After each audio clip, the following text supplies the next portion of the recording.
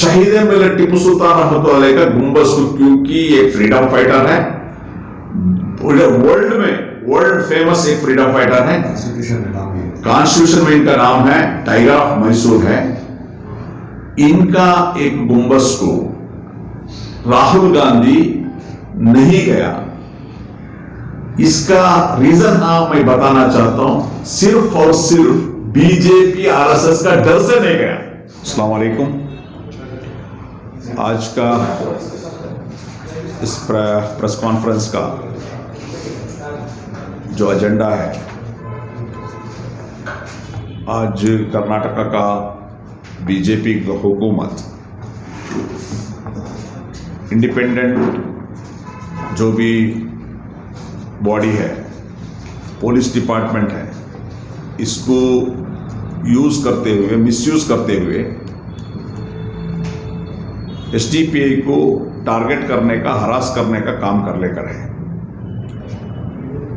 Specially जो Mangalore city commissionerate जो boundary में 12 तारीख को पणंबूर पुलिस स्टेशन में एक एफआईआर करते हैं।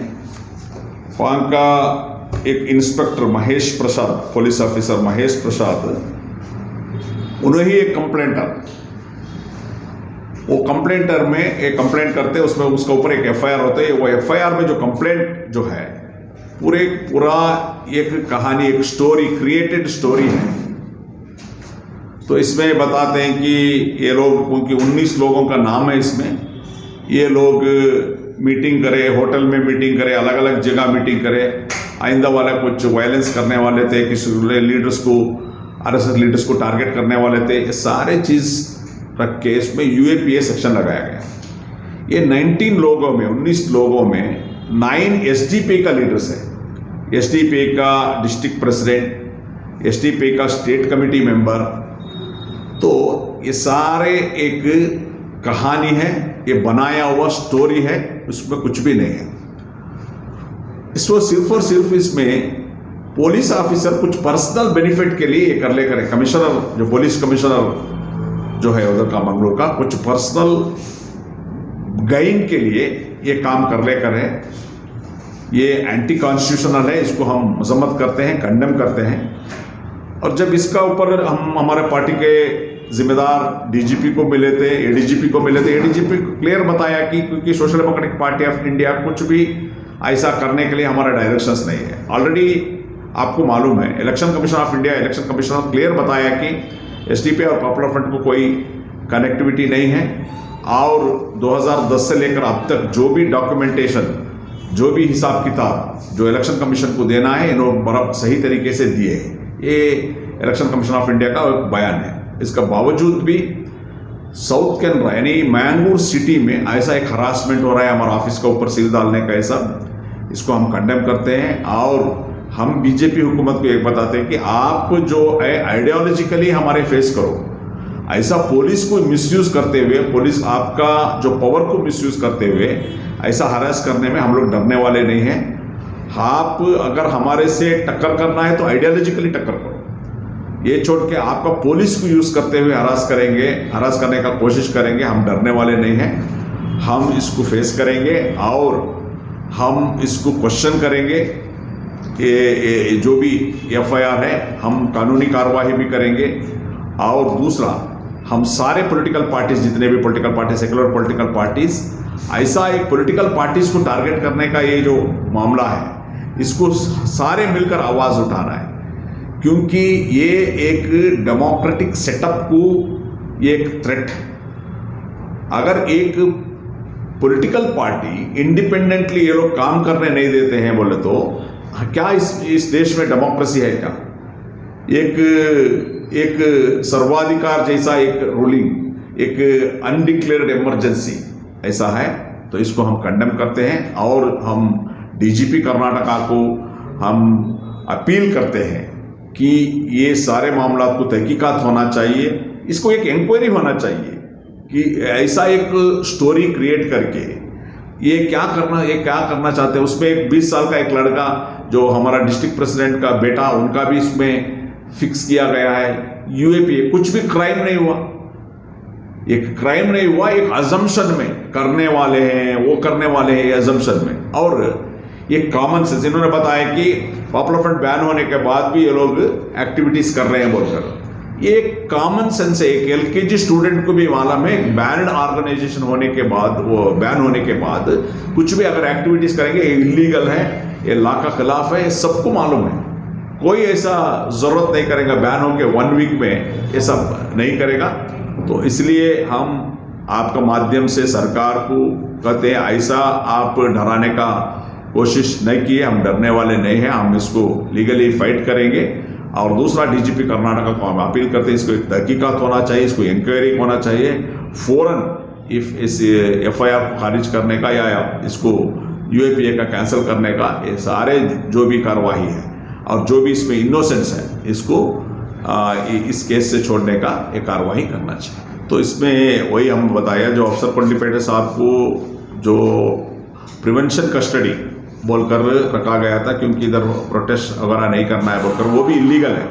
क्योंकि जो 107 सेक्शन होता है, जस्ट 107 सेक्शन में ये होता है कि ये लोग जस्ट एक बॉन्ड लिख के, यानी हम लोग प्रोटेस्ट वगैरह करने वाले नहीं हैं बोलकर लिख के छोड़ने का है। मगर तहसीलदार जो भी है, इनको कस्टडी को भेजे हैं, तो ये इलीगल है। आइंदा दिनों में हम लोग इसको क्वेश्चन करने वाले हैं, जो भी है। अच्छा। दूसरा, अगर ये सारे जगह नहीं है, सिर्फ और सिर्फ मंगलूर सिटी में हो रहा है, ये उसके लिए हम लोग ऑलरेडी इसका ऊपर जो भी आज का प्रश्न में हम बताए कि ये कंडम है। मंगलूर सिटी कमिश्नर कुछ उसका पर्सनल फायदे के लिए ये सारे चीज एक साजिश करने का है। देखिए, इसमें वेरी क्लियर है,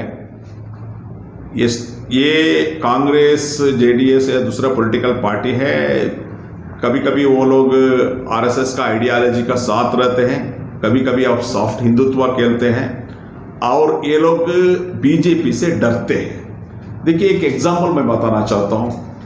राहुल गांधी का भारत जोड़ो हुआ, गुंडलुपेट में स्टार्ट हुआ।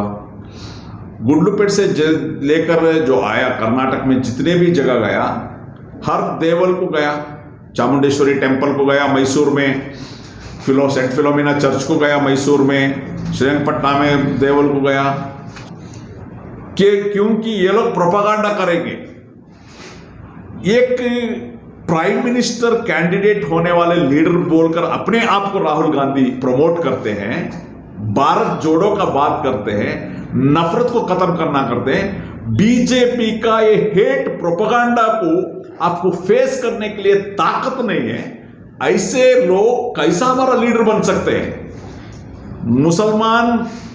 मुसलमान इसमें समझना चाहिए, एक प्रोपागंडा, आरएसएस बीजेपी का एक प्रोपागंडा को फेस करने का डर कर, अगर टिप्पू सुल्तान रहमतुल्लाह अलैह का गुंबज को नहीं जाने वाला, मुसलमान का क्या काम आएगा? ये फर्स्ट ऑफ ऑल, इनको ये रिजर्वेशन के बारे में मालूम ही नहीं।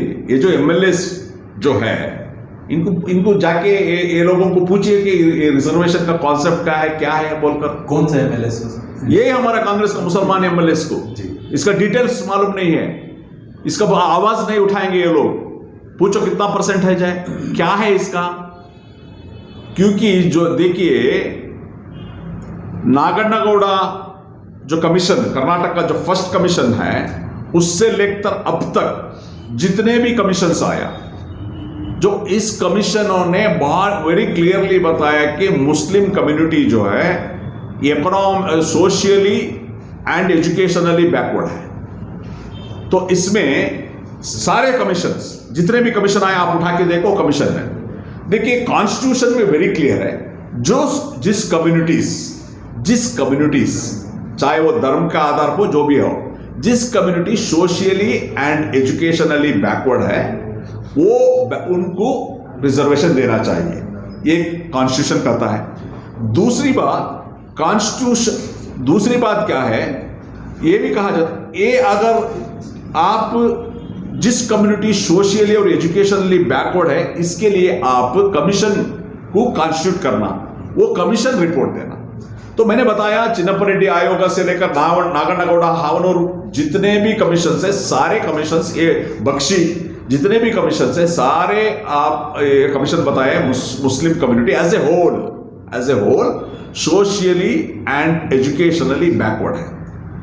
उसमें रंगनाथ मिश्रा कमीशन आया, एक्सक्लूसिवली माइनॉरिटीज के लिए जो स्टडी किया। ये Ranganath Mishra commission clear recommend किया, जस्टिस रंगनाथ मिश्रा कमीशन क्या है, मुसलमानों यानी माइनॉरिटीज को 10% रिजर्वेशन देना चाहिए, उसमें एक्सक्लूसिवली मुसलमानों को 8% रिजर्वेशन देना चाहिए, ये रंगनाथ मिश्रा कहता है। और दूसरा, रंगनाथ मिश्रा कमीशन और एक रेकमेंड किया, अगर आपको 50% से ज्यादा रिजर्वेशन का रुकावट है, यानी हाई करने का, अगर कोर्ट में नहीं करेगा बोल कर है, तो जो ऑलरेडी 27% रिजर्वेशन है ओबीसी के लिए, उसमें 6% आप माइनॉरिटीज को देना चाहिए बोल Ranganath Mishra.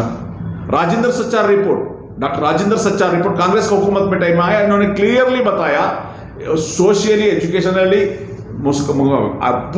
All authentic record के साथ बताया, सोशली, एजुकेशनली, इकोनॉमिकली भी बैकवर्ड है। तो इसलिए देखिए, ये सारे चीज रख के कम्युनिटी को जो 4% रिजर्वेशन है उससे ज्यादा होना चाहिए।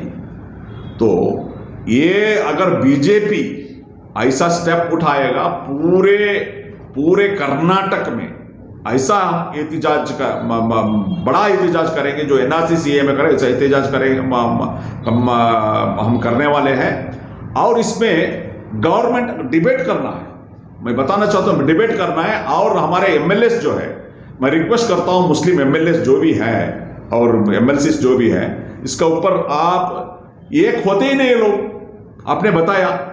देखिए, मुस्लिम कम्युनिटी का 2B रिजर्वेशन जो 4% है उसको खत्म करने का बात करते हैं, तो ये लोग जुड़कर एक मीटिंग करते हैं, लीड ये लोग करना है, राइज ये लोग क्वेश्चन करना है। एमएलए एमएलसी का मतलब क्या है, member of legislative assembly, representation. आप मुस्लिम जब वोट को आते हैं, आप कहते हैं कि हम कौम का नुमाइंदे हैं, जब कौम को मुसीबत आता है तो बात नहीं करते आप लोग। इतना बड़ा इश्यू आपको आया है, तो इसलिए मैं अपील करता हूं अवाम से। और इसीलिए बीजेपी एसडीपी से डरता है, आरएसएस बीजेपी से डरता है, क्योंकि हर इश्यूज में एसडीपी का एक स्टैंड होता है, उसका एक स्टडी होता है, ऑथेंटिक बात करने वाले हैं। तो ऑथेंटिक और स्टडी के साथ और कौमो मिल्लत का फिक्र में अगर आज का दिन में बात करने वाले हैं, तो वो सिर्फ और सिर्फ एसडीपी का लीडर्स है, कहीं कॉम्प्रोमाइज नहीं करेंगे। ये कांग्रेस और बीजेपी दूसरे जितने भी जो एमएलए है, उनका बिजनेस बचाने के लिए वो लोग एमएलए बने हैं, उनका बिजनेस बचाना है, उन लोग आराम से बैठना है, और इनका बाद इनका बेटे को एमएलए बनाना है या बेटी को एमएलए बनाना है, ये छोड़ के कौमो मिल्लत का एक 1% भी फिक्र इन लोगों का अंदर नहीं है। तो इसलिए अवाम जानना चाहिए, क्योंकि अगर social democratic party of India का 1-2 एमएलए भी एक असेंबली में रहता, तो इस कम्युनिटी का हर एक इश्यू को हम एड्रेस करते। कर्नाटक का, पूरे कर्नाटक का, सिर्फ एक कॉन्स्टिट्यूंसी नहीं, पूरे कर्नाटक का हर इस कम्युनिटी का हो और मजलूम कम्युनिटी का हो, इश्यूज को हमें राइज करते हैं। असेंबली का अंदर भी हम बात करते हैं, असेंबली का बाहर भी हम लोग इस कम्युनिटी को लीड करते हैं। आज कर्नाटक में हो या इंडिया में हो, कमी क्या है, इस कम्युनिटी को लीड करने वाले नहीं है, इस कम्युनिटी को एड्रेस करने वाले नहीं है।